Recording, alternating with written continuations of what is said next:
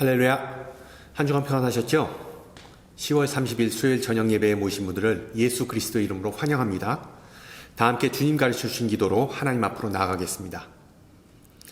하늘에 계신 우리 아버지, 아버지의 이름을 거룩하게 하시며 아버지의 나라가 오게 하시며 아버지의 뜻이 하늘에서와 같이 땅에서도 이루어지게 하소서. 오늘 우리에게 일용할 양식을 주시고 우리가 우리에게 잘못한 사람을 용서해 준 것 같이 우리 죄를 용서하여 주시고 우리를 시험에 빠지지 않게 하시고 악에서 구하소서. 나라와 권능과 영광이 영원히 아버지의 것입니다. 아멘. 우리 함께 찬송가 453장 하시겠습니다. 453장. 예전 찬송가는 506장이고요. 453장 예수 더 알기 원하네. 우리 함께 찬양합니다.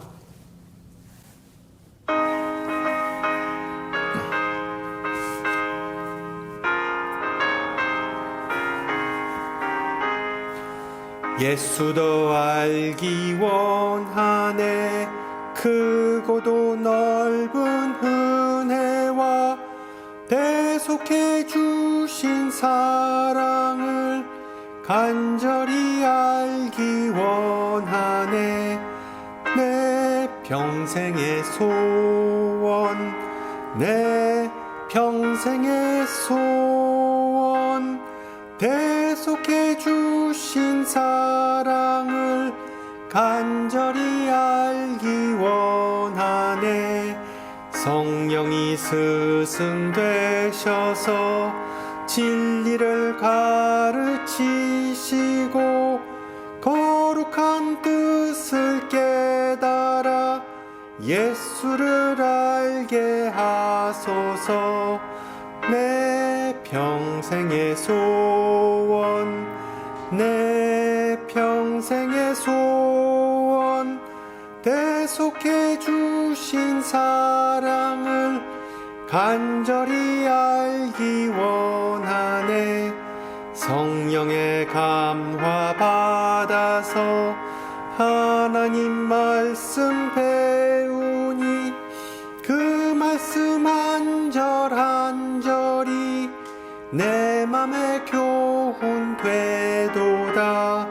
내 평생의 소원, 내 평생의 소원, 대속해 주신 사랑을 간절히 알기 원하네. 예수가 계신 보좌는 영광에 돌려 있도다. 평화의 왕이 오시니 그 나라 왕성하도다.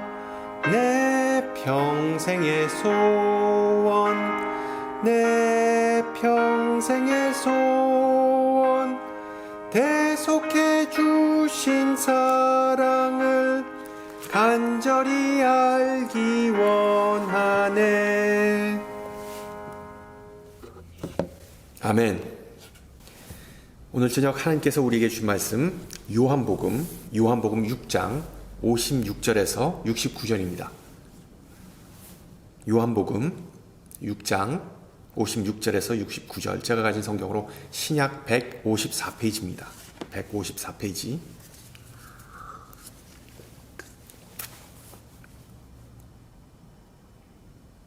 요한복음 6장 56절에서 69절 말씀을 받들어 봉독합니다. 내 살을 먹고 내 피를 마시는 자는 내 안에 거하고 나도 그의 안에 거하나니 살아계신 아버지께서 나를 보내심에 내가 아버지로 말미암아 사는 것 같이 나를 먹는 그 사람도 나로 말미암아 살리라. 이것은 하늘에서 내려온 떡이니 조상들이 먹고도 죽은 그것과 같이 아니하며 이 떡을 먹는 자는 영원히 살리라. 이 말씀은 예수께서 가버나움 회당에서 가르치실 때 하셨느니라. 제자 중 여럿이 듣고 말하되 이 말씀은 어렵도다. 누가 들을 수 있느냐 한데 예수께서 스스로 제자들이 이 말씀에 대하여 수군거리는 줄 아시고 이르시되 이 말이 너희에게 걸림이 되느냐? 그러면 너희는 인자가 이전에 있던 곳으로 올라가는 것을 본다면 어떻게 하겠느냐? 살리는 것은 영이니 육은 무익하니라. 내가 너희에게 이른 말은 영이요 생명이라. 그러나 너희 중에 믿지 아니하는 자들이 있느니라 하시니 이는 예수께서 믿지 아니하는 자들이 누구며 자기를 팔자가 누구인지 처음부터 아심이러라. 또 이르시되 그러므로 전에 너희에게 말하기를 내 아버지께서 오게 하여 주지 아니하시면 누구든지 내게 올 수 없다 하였노라 하시니라. 그때부터 그의 제자 중에서 많은 사람이 떠나가고 다시 그와 함께 다니지 아니하더라. 예수께서 12 제자에게 이르시되 너희도 가려느냐?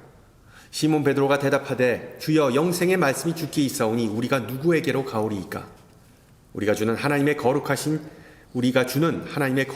자이신 줄 믿고 알았사옵나이다. 아멘. 오늘부로 하나님의 말씀에 관한 설교 시리즈를 마무리하도록 하겠습니다. 이 성경을 읽을 때 마음의 자세가 얼마나 중요한지, 즉 성경의 권위를 인정하고 성경이 남이 아닌 나 개인을 위한 말씀으로 받아들여야 그 말씀이 우리 삶에 많은 열매를 맺는다는 것을 우리가 지난주에 배웠습니다. 그러면 오늘은 성경을 읽는 자세가 아닌 성경을 읽는 방법에 대해 좀 살펴보고자 합니다. 즉 우리의 영혼을 양육하기 위해 하나님의 말씀을 잘 그리고 기쁘게 받아들이는 구체적인 노하우에 대해 말씀드리고자 합니다. 예전에 어느 청소년 목회자가 유스 사역자가 올린 기사를 읽은 적이 있습니다. 자신이 지도하는 학생 중 한 명이 이 레위기에 나오는 독특한 관습에 관해 끊임없이 질문하곤 했답니다. 예를 들어 목사님, 성경에는 왜 여자가 자신을 강간한 사람과 혼인해야 한다고 합니까? 그 목사님은 성실껏 질문에 답해 주었지만 그 아이는 곧바로 또 다른 질문들을 계속해서 물어봤답니다. 도대체 어디서 그런 성경 구절들을 찾아냈냐라고 물었더니 evilbible.com 이라고 답했답니다. 사악한 성경이라는 웹사이트. 짐작할 수 있듯이 성경과 그리고 또한 하나님의 권위를 훼손하려는 의도로 무신론자들이 만든 많은 웹사이트 중에 하나였습니다. 과거에는 서점이나 도서관에 가서 일부러 그런 구절들을 모아놓은 책들을 찾아야만 했지만 이제는 그냥 온라인상에서 얼마든지 그리고 손쉽게 그런 구절들이 눈에 띕니다.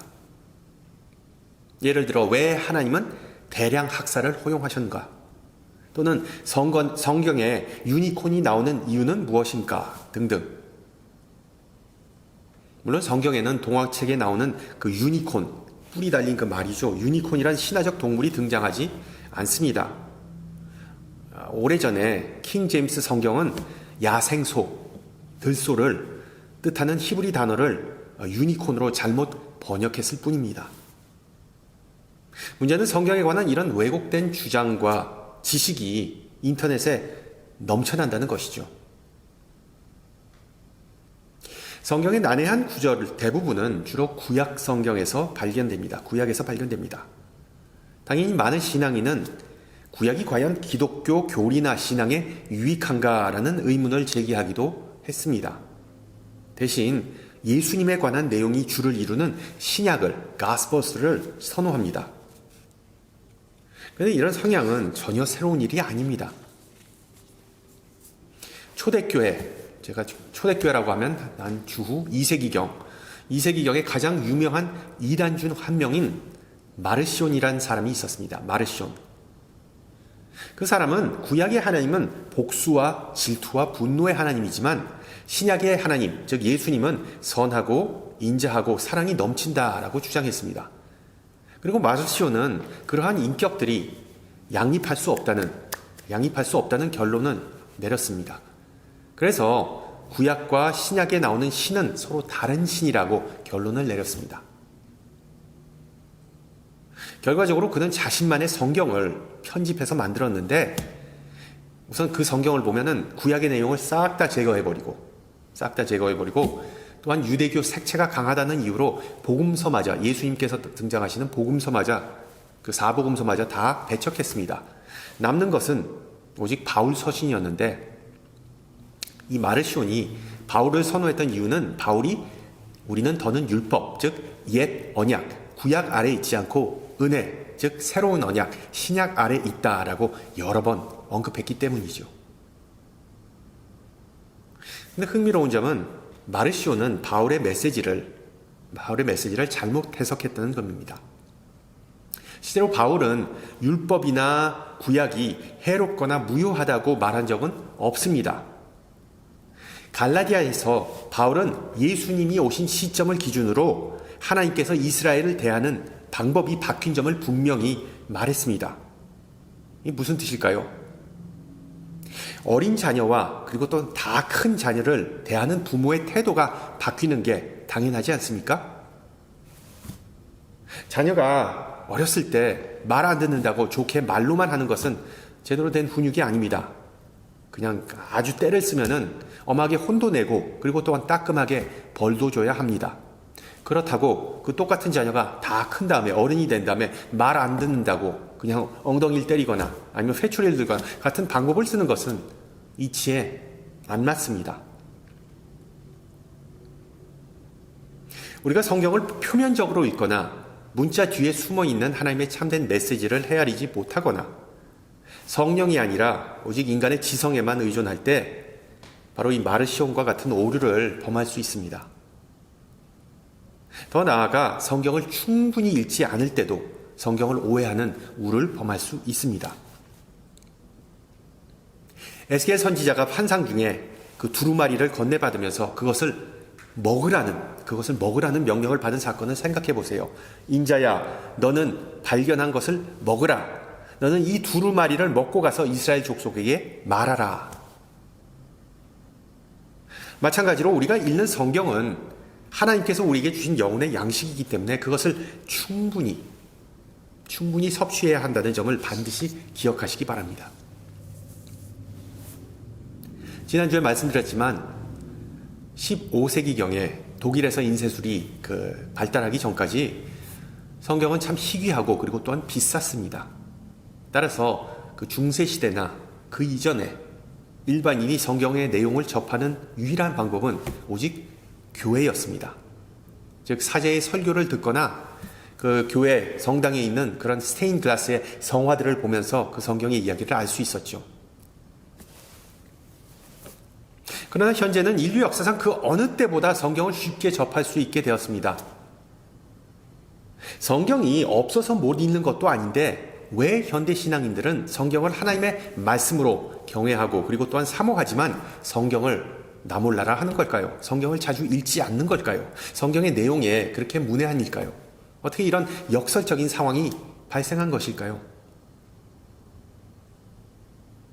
물론 다 그런 것은 아닙니다.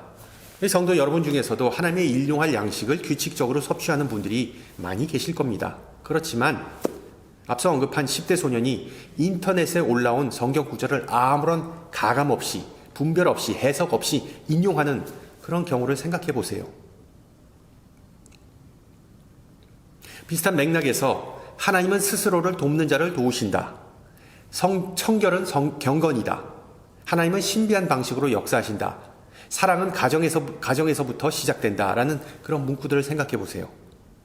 어떤 사람들은 이게 성경에서 나온 구절들인 줄 알지만 실제로 이것은 다 속담이거나 유명인들이 남긴 인용문입니다.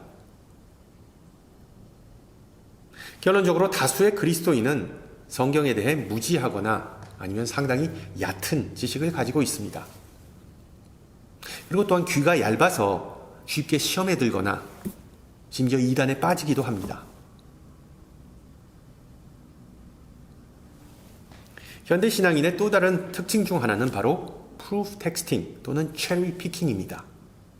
쉽게 말하면 성경이 말하는 원래의 메시지가 아니라 자기가 주장하는, 자기가 생각하는 바를 정당화하기 위해 성경 구절을 마구잡이로 끌어들이는 것, 성경 구절을 마구잡이로 인용하는 것입니다. 예를 들어 많은 그리스도인은 눈에는 눈, 이에는 이가 예수님께서 직접 하신 말씀이라고 믿습니다. 그래서 나를 해코지한 사람에게 똑같이 되돌려주는 것은 성경적이라고 믿기도 하죠. 하지만 산상수훈에 나온 문맥을 보면 그것은 예수님께서 주장하신 바와 정반대라는 것을 알 수 있죠. 즉 옛 시대의 그 법, 눈에는 눈, 이에는 이는 그 법은 완전히 잘못된 거다. 너희는 절대로 보복을 하면 안 된다. 인과 응보의 원칙은 자비와 은혜에 관한 나의 가르침과는 어긋나기 때문이다. 이것이 바로 예수님께서 전하시고자 한 핵심적인 메시지입니다. 우리가 인정하든 인정하지 않든 우리는 성경을 충분히 그리고 제대로 읽지 않습니다. 아니, 읽지 못합니다. 어떻게 보면 이것은 성경을 열심히 읽는 것만으로 치료할 수 없는 심각한 문맹 현상입니다. 여러분 알다시피 영양실조는 단순히 먹는 것만으로 치료할 수 없습니다. 무엇을 그리고 어떻게 먹느냐가 이 건강에 지대한 영향을 미치기 때문이죠. 이는 우리의 영혼에 성경이라는 양식을 공급할 때도 마찬가지입니다. 이와 관련해 오늘 본문 63절에서 예수님은 살리는 것은 영이니 육은 무익하니라. 내가 너희에게 이른 말은 영이요 생명이라고 말씀하십니다. 결코 쉽지 않은 구절인데 이게 무슨 뜻일까요? 예수님은 제자들과 우리에게 구약시대의 전통적 또는 문자적 성경 읽기를 상징하는 body, flesh와는 다른 방식으로 성경을 읽어야 한다고 말씀하시는 것입니다. 쉽게 말해 예수님은 당시의 두루마리에 기록된 단어들을 문자 그대로 토시 하나 틀리지 않게 아무런 해석도 없이 읽지 말고 성령의 영감을 받아 읽어야만 그 단어들이 비로소 생명의 말씀으로 다가온다고 말씀하시는 것입니다. 내가 너희에게 이른 말이라는 표현을 주목하세요. 예수님은 기록된 말씀, 즉 구약에 대해 말씀하시는 것이 아닙니다. 예수님께서 직접 선포하신 말씀, 그 자체가 바로 하나님의 은혜로 오늘날에 우리에게 계속해서 들려지고 전해지는 그 말씀입니다. 그리고 우리는 예수님의 말씀이 기록된 그 성경이 바로 그 생명의 말씀임을 또한 믿기 때문에 오늘 저녁에 모인 것 아니겠습니까? 또한 그 성경을 통해 주님께서 우리에게 말씀하시는 것이 무엇인지를 분별하기 위해 이 시간에 모인 것입니다.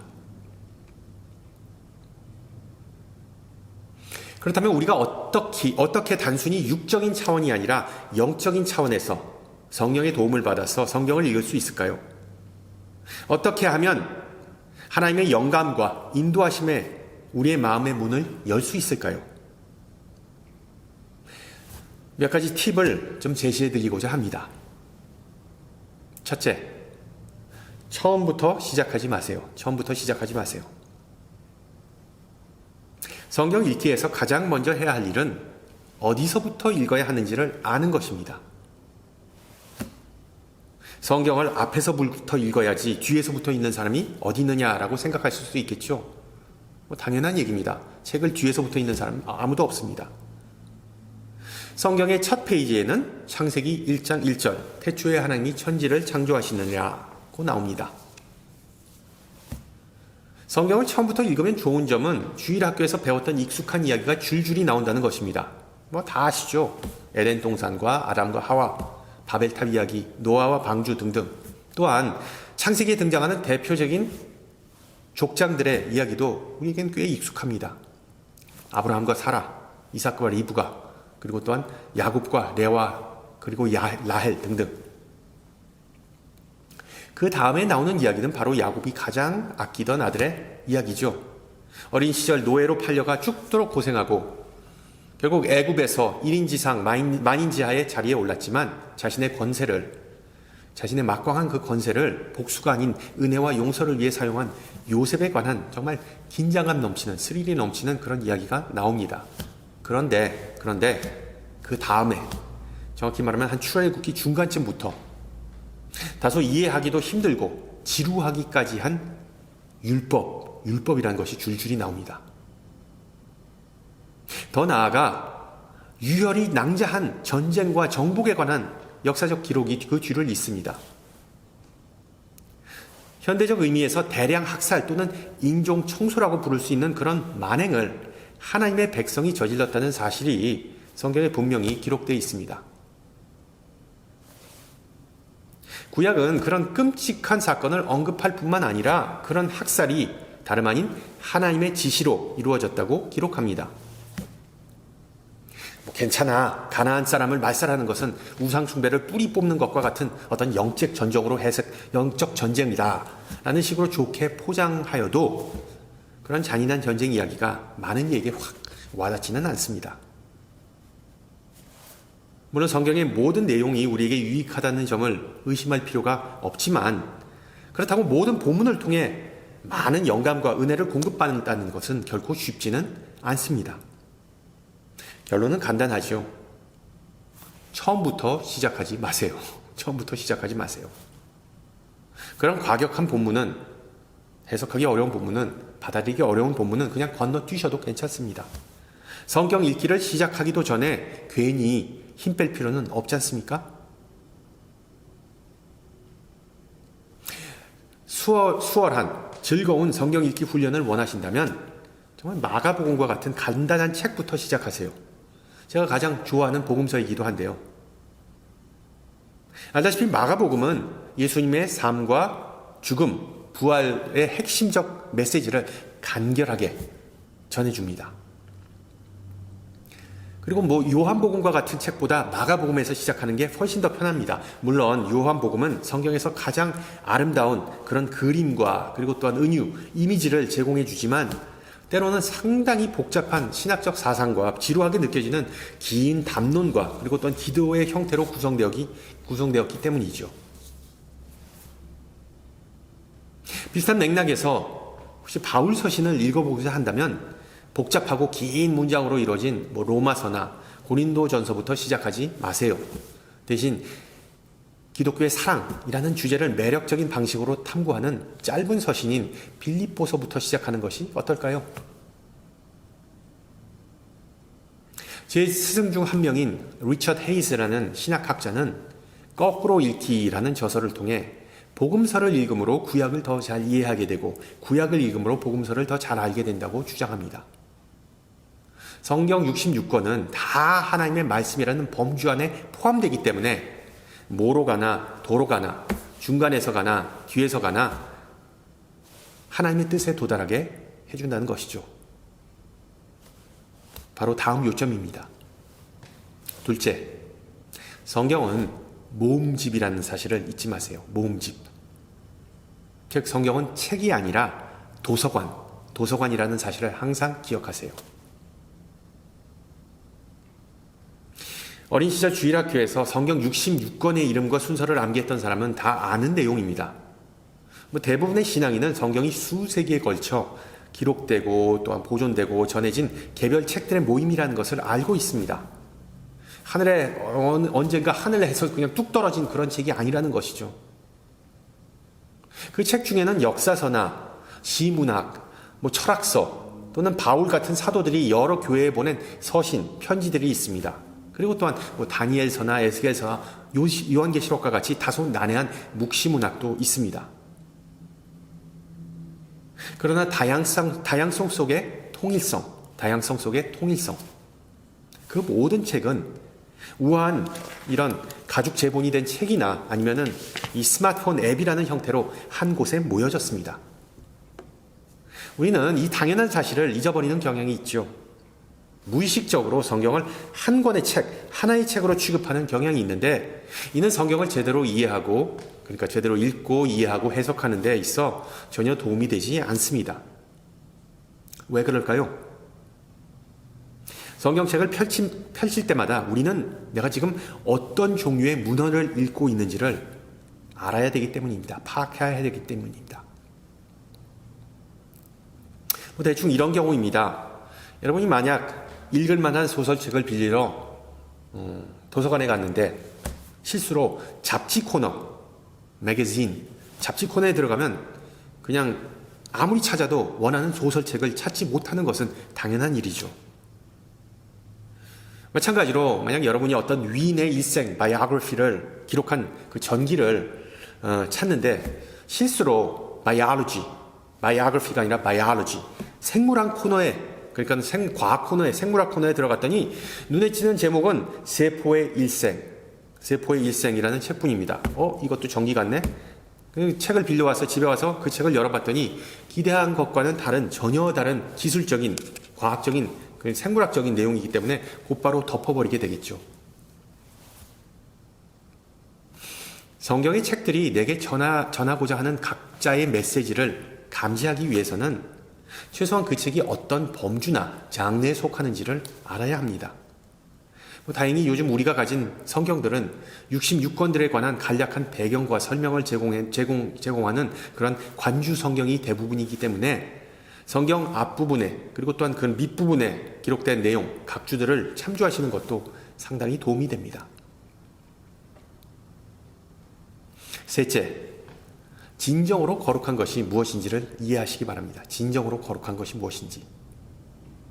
몇 주 전에 설명했던 내용입니다. 어떻게 신성한 책인 성경을 더러운 벤치 위에 그냥 방치할 수 있는지 의아해했던 그 이슬람 경찰관과 선교사 자녀의 일화를 기억하시죠? 우리가 가진 성경 표지에 이 성경이라는 글자는 보통 대부분 금색으로 새겨져 있습니다. 성경은 한자 의미 그대로 거룩한 책이라는 의미입니다. 그런데 여러분, 거룩하다, 영어로 holy의 참된 의미를 좀 생각해 보세요. 그 단어가 의미하는 바는 성경의 가죽 표지나 아니면 각 페이지들 또는 책갈피 그 자체가 성스러운 물건이라는 것이 아닙니다.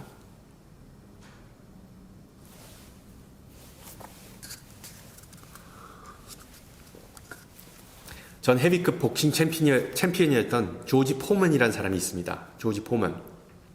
그는 그 자서전인 내 구석에 계신 하나님에서, 내 코너에 계신 하나님에서 다음과 같이 회고합니다. 1974년 무하마드 알리, 그 당시에 헤비웨이트 챔피언이죠. 무하마드 알리와 아프리카에서 타이틀전을 가지기로 했다. 출발하기에 앞서 한 친구가 성경책을 선물로 주었다. 나에게 말하길, 친구야, 이 책은 너에게 행운을 가져다 줄 거야 라고 말했다. 내가 그때까지 아는 성경 구절이라고는 여호와는 나의 목자시니였기 때문에 나는 단지 성경이 양을 키우기 위한 목자들의 지침서라고 생각했다. 하지만 나는 항상 행운에 목말라 있었기 때문에 그 성경을 가지고 여행을 떠났다. 나는 이미 행운의 동전과 행운의 부적도 가지고 있었기 때문에 나의 미신적 물품 항목에 행운의 성경을 추가하기로 했다. 그러나 시합에서 지고 난 뒤 나는 성경을 한 번도 열어보지도 않은 채 쓰레기통에 처박았다. 성경이 승리하는 데 도움이 되지도 않는데 아무런 필요가 없다라고 생각했기 때문이다. 나는 성경을 소유하는 것만으로 능력을 얻을 수 있다고 생각했지 성경을 읽고 그 내용을 믿어야 한다는 사실을 깨닫지 못했다. 그 이후로 다행히 나는 성경이 행운의 부적이 아니라 내 인생의 로드맵이라는 사실을 깨닫게 되었다 라고 기록합니다. 과거에 어떤 이는 성경을 지극히 존중한다는 의미에서 반드시 책더미 위에 꼭대기에 성경을 두곤 했습니다. 여러분은 어떻게 생각하시나요? 표지에 거룩할 성자가 새겨져 있다고 실제 성경을 다른 책과 다르게 취급해야 할까요? 그런 행동이 과연 경건일까요? 아니면 미신일까요? 실제로 성경은 다른 책과 마찬가지로 평범한 책일 뿐입니다. 성경은 하나님의 백성들이 읽어야만 그 진가를 발휘하고 의미가 있게 되는 것입니다. 성경을 미신적인 물건으로 또는 살아계신 하나님의 말씀으로 만드는 것은 바로 우리 신앙인에게 달렸습니다. 고로 성경 그 자체는 숭배의 대상이 아닙니다. 성경이 밑줄을 긋거나 포스트잇을 붙여서 메모를 한다거나 아니면 성경을 실수로 떨어뜨리거나 그 위에 다른 책을 올려놓는다는 것은 신성모독이 아닙니다. 유대교도들이나 아니면 이슬람교도들은 자신들의 경전인 토라나 아니면은 쿠란에 절대로 그렇게 하지 않습니다. 어디 감히 그런 그 성스러운 책에 밑줄을 긋고 그냥 접거나 무슨 포스트잇 어떻게 감히 그럴 수 있느냐. 그 사람들은 그렇게 하지 않습니다. 그러나 우리 개신교들에게 있어 성경이라는 책은 말씀의 깊은 곳으로 인도하는 도구이기 때문에 로드맵이기 때문에 읽고 또 읽고 줄을 긋고 책갈피하는 등의 조치는 바람직한 것입니다. 넷째, 여유를 가지고 천천히 읽으세요. 지난주에 렉시오 디비나에 대해 설명했듯이 성경을 읽을 때는 반드시 묵상과 그리고 기도가 필수입니다. 그런 면에서 성경의 방대한 분량을 한꺼번에 소화하려고 애쓰지 마세요. 성경의 가장 긴 챕터, 바로 시편 119편이죠. 무려 170절이 넘는 구절 전체를 한꺼번에 다 읽을 필요는 없습니다. 그 다 읽을 때쯤이면은 처음에 읽은 내용이 기억도 나지 않기 때문이겠죠. 179절. 대신에 짤막한 분량에 집중하세요. 뭐 한 문단, 두 문단 그 정도만 읽어도 괜찮습니다.